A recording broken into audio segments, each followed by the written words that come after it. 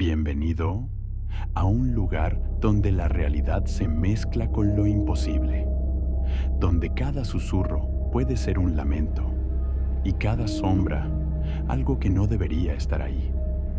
Aquí no hay explicaciones, solo historias que te harán dudar de lo que crees saber.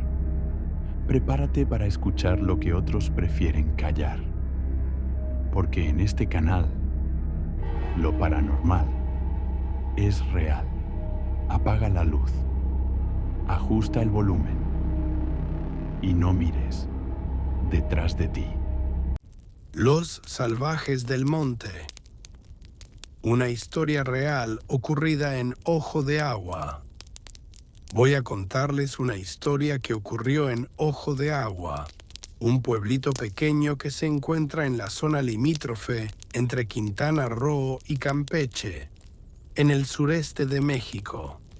Para que se ubiquen mejor, estamos hablando de una región que conecta con la frontera de Belice y no muy lejos de Guatemala. Es una zona con selva densa, caminos difíciles y, hasta hace poco, muy poco contacto con el mundo exterior. De hecho, apenas hace unos 10 años llegó la luz eléctrica al pueblo. Antes de eso, cuando caía la noche, la oscuridad era total, solo interrumpida por las velas y lámparas de petróleo que usábamos en las casas. Aunque ahora tenemos internet y las cosas han cambiado bastante, el pueblo sigue siendo tranquilo y rodeado de monte alto. Por su ubicación tan particular en medio de 3 países, Ojo de Agua siempre ha sido un punto donde se cruzaban caminos invisibles.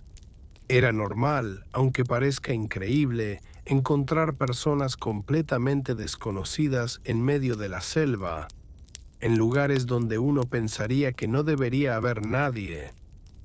Esta historia es sobre mi tío Mario y su compadre Miguelón, 2 cazadores del pueblo que una noche se toparon con algo extraño en la selva, algo que les cambió la forma de ver el monte para siempre. En Ojo de Agua, aunque era raro, de vez en cuando los cazadores se topaban con personas que no deberían estar ahí.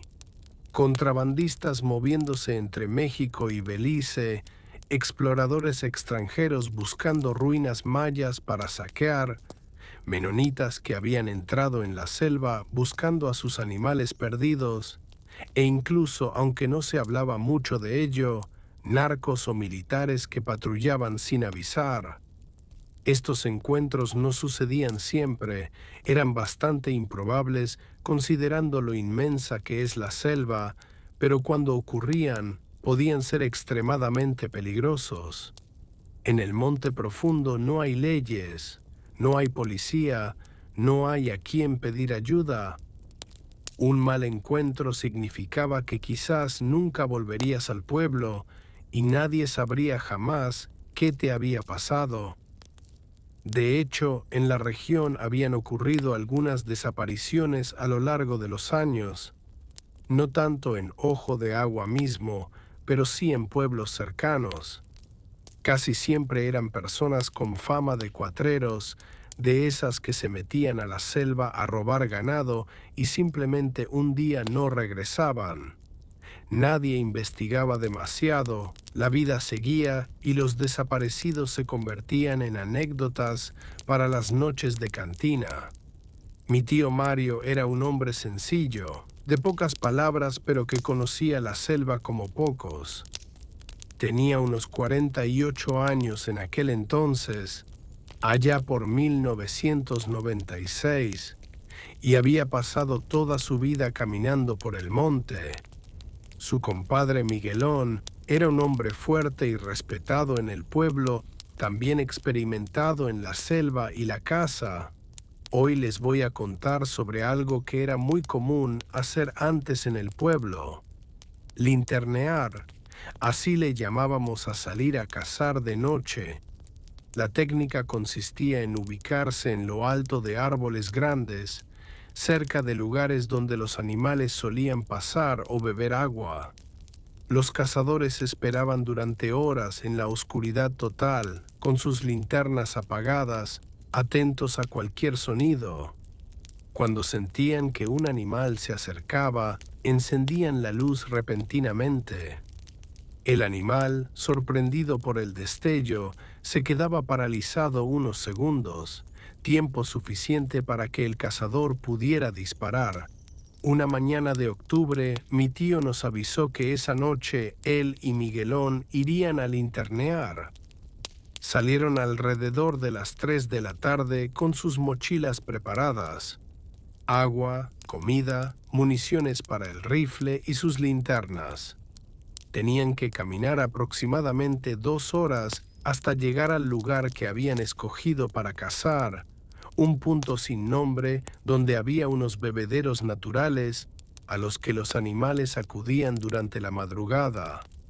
Esa noche había luna llena, condición perfecta para linternear. Las mejores noches eran justamente esas, con buena luna, porque permitía ver el camino sin necesidad de gastar las baterías de las linternas antes de tiempo y, una vez en posición, daba suficiente luz para distinguir las formas en la oscuridad mientras se esperaba. La selva tiene su propia sinfonía nocturna, el canto de los insectos, el ocasional gruñido lejano de algún animal, el susurro de las hojas con la brisa. Cuando pasas suficiente tiempo en el monte, aprendes a identificar cada sonido, a saber qué es normal y qué no. Esa noche todo parecía en orden en la selva, la tranquilidad habitual. Pero pasada la medianoche, algo cambió.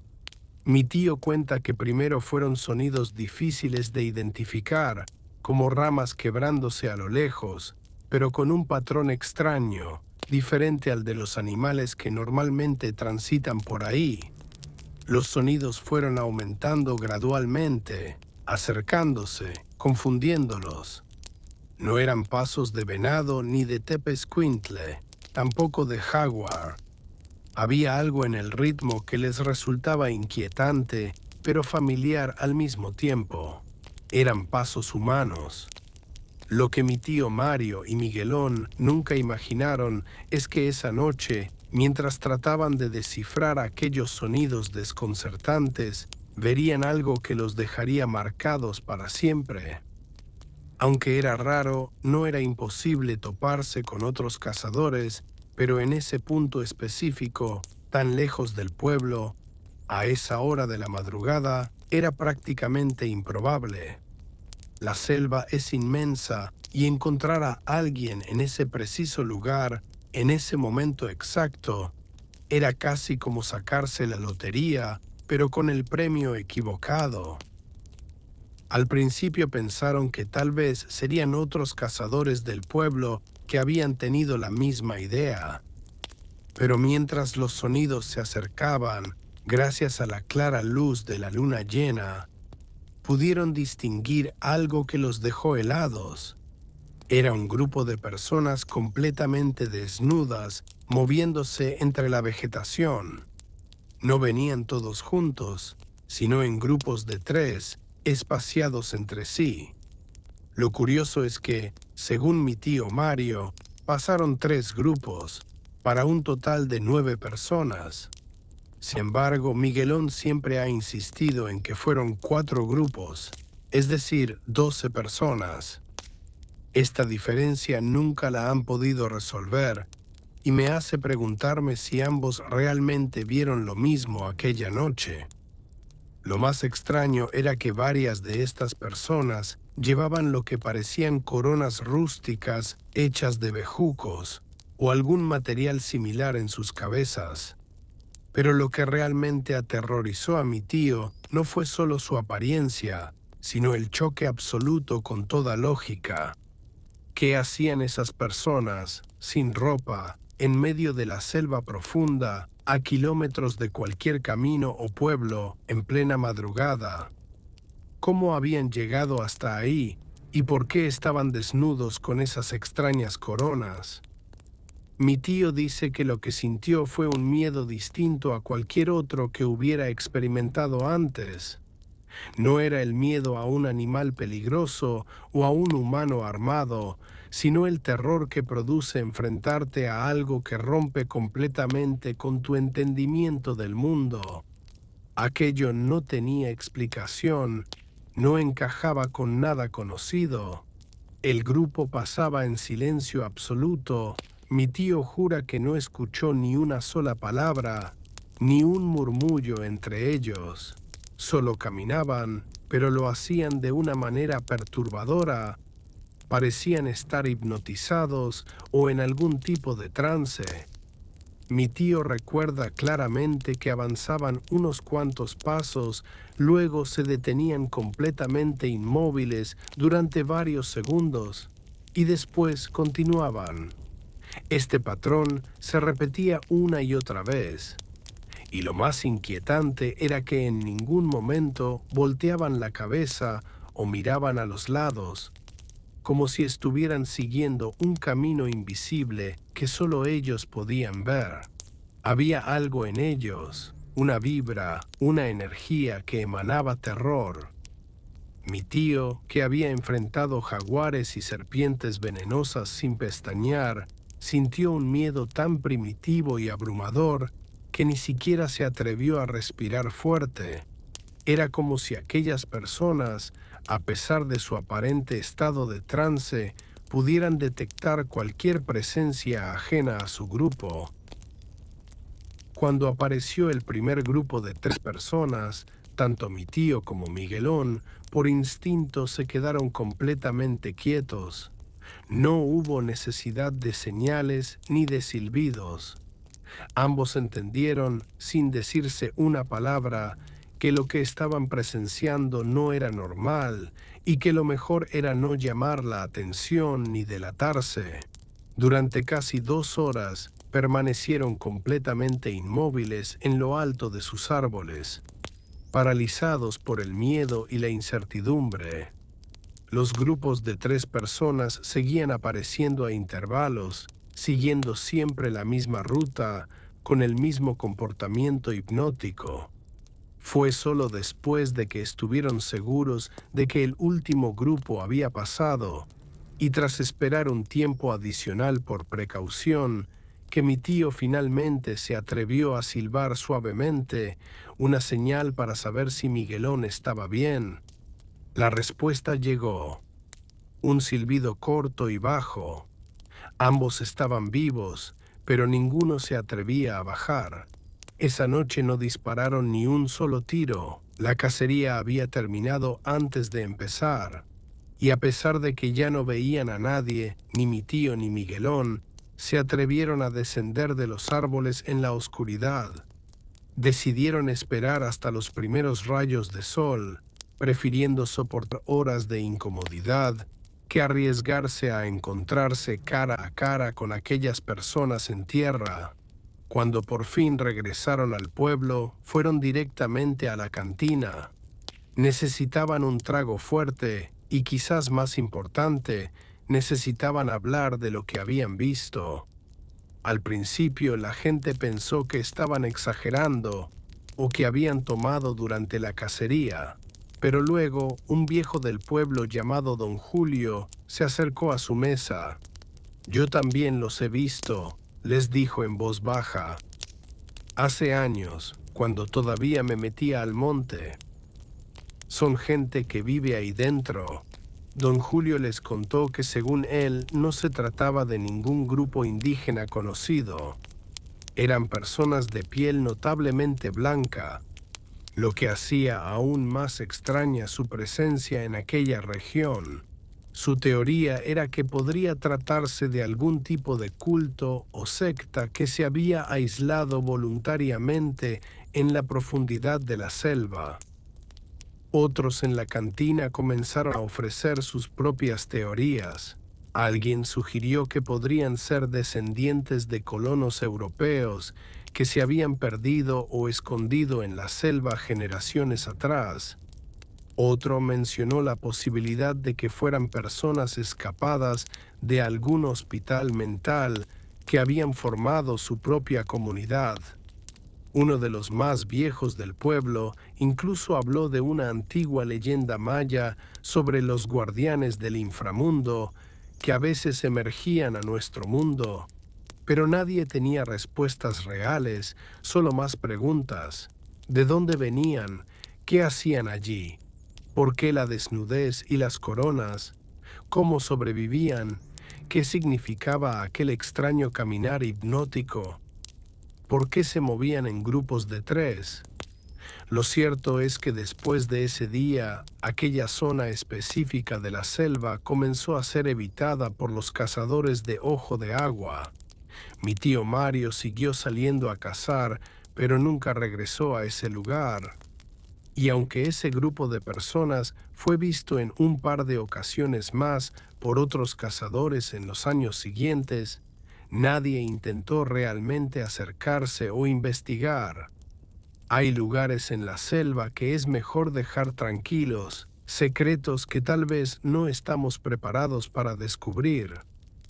Como les he compartido anteriormente en otras historias, esta región entre Quintana Roo y Campeche guarda misterios que van más allá de nuestra comprensión cotidiana. Las historias de Ojo de Agua son testimonios de la misteriosa relación entre el hombre y una selva que, a pesar de estar cada vez más invadida por la modernidad, sigue manteniendo secretos ancestrales en sus rincones más profundos. Los son una de las joyas ocultas de la corona. Son muchas las cosas que se cuentan sobre este bosque de la Ciudad de México, clasificado como Parque Nacional. Se suelen decir muchas cosas de este sitio, algunas más increíbles que otras, pero si tanto se habla de los dínamos es por algo. Sería poco probable que tanta gente hablara de un sitio en el que no ocurre nada extraordinario. Sitios como Reddit son un buen lugar para investigar. También grupos de Facebook. Si bien es cierto que este bosque no es el centro de atención, nunca. El sitio de día es maravilloso. Es visitado por muchas familias, grupos de amigos y por jóvenes parejas. Niños juegan y corren por aquí y por allá. Hay columpios y otros juegos. Es un lugar bastante acogedor. La vista al río es preciosa, de las mejores que yo había visto hasta ese entonces. Pero yo no iba a eso, yo iba en busca de cualquier cosa que me permitiera tener mi propia anécdota sobre este enigmático lugar. Así que luego de echarle un vistazo, volví al hotel a esperar el anochecer, ansioso, con bastantes nervios, y también debo admitir que sentía miedo. Pues una de las muchas cosas que se contaba sobre este sitio es que una secta de brujas hacía sus rituales ahí. Al taxista que me había llevado al hotel, le comenté que planeaba volver en la noche. Me dijo que él tenía un compañero que vivía cerca, que él podría llevarme en la noche y esperarme ahí para llevarme de regreso al hotel, pero que me cobraría bastante. Le dije que eso no era problema, así que me pasó el número de su compañero. Ya en la noche llamé al taxista para que pasara por mí al hotel y me llevara a Los Dinamos. Para mi sorpresa no estaba solo cuando volví en la noche. Claramente no había tanta gente, pero así a simple vista pude contar unas 7 personas. Sé que no es mucho, pero la verdad, yo no esperaba encontrar a nadie. En fin, comencé a adentrarme en el bosque, siempre aluzando con la lámpara de mi celular. No soy un experto en la naturaleza. Antes de ir ahí, el único lugar natural que había explorado era Chipinque, así que tenía poca experiencia. Para no perderme ya, había planeado algo. Me llevé en la mochila varios LED de largo alcance que funcionaban con energía solar. Obvio los había cargado antes de ir al bosque, y no es como que yo sea un experto en estas cosas tecnológicas, pero tener amigos que estudiaron tiene sus ventajas. Yo dejaba uno en el suelo, lo encendía, Avanzaba hasta que casi no pudiera ver la luz, y luego colocaba otro, y así me la llevé. Quizá había visto demasiadas películas, pero no me iba a hacer el aventurero en un lugar tan extraño. Servicios de streaming online de películas. Caminé una buena distancia, al menos 5 kilómetros. Pasé el río y entonces me encontré con ese algo que había ido a buscar. En la tierra, en medio de los árboles, había un montón de ramas amarradas con cabello. Todas esas ramas estaban acomodadas de forma que hacían un círculo casi perfecto bastante grande. Los dínamos historia de terror. Los dinamos historia de terror. Adentro del círculo, sobre la tierra, había dibujos hechos como con gis o algo similar. Eran de color rosa, eran triángulos que estaban unidos entre sí solo algunas de sus puntas. Desconozco si se trataba de algo satánico, pero tenía toda la pinta de que en efecto se trataba de algo así. Tomé algunas fotografías. Mi celular no tenía la resolución que tienen los teléfonos de hoy en día, pero sí se alcanzaba a notar un poco bien. Borroso, sí, pero con algunos retoques quedaría perfecta. Una parte de mí decía que ya había sido suficiente con eso, que debería dar la vuelta y alejarme antes de encontrarme con algo realmente peligroso. Pero otra parte de mí, la que era adicta a los misterios, me decía que tenía que seguir adentrándome. Así que seguí adelante, por imbécil, no por otra cosa.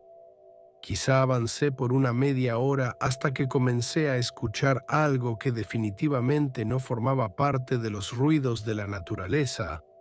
Eran tambores o algo similar. No conozco de instrumentos, pero me queda claro que era una percusión y tenía cierto ritmo. Reduje la velocidad de mi andar, ya que quería prestar mucha atención a ese ruido. Conforme me acercaba, poco a poco podía escuchar otra cosa, aparte de los tambores. Eran ruidos raros, como voces de mujeres. Mientras más avanzaba, una sensación de inseguridad comenzó a recorrer mi cuerpo. Podía sentir como el peligro se multiplicaba por cada paso que daba, pero por alguna razón, algo dentro de mí no me dejaba dar la vuelta.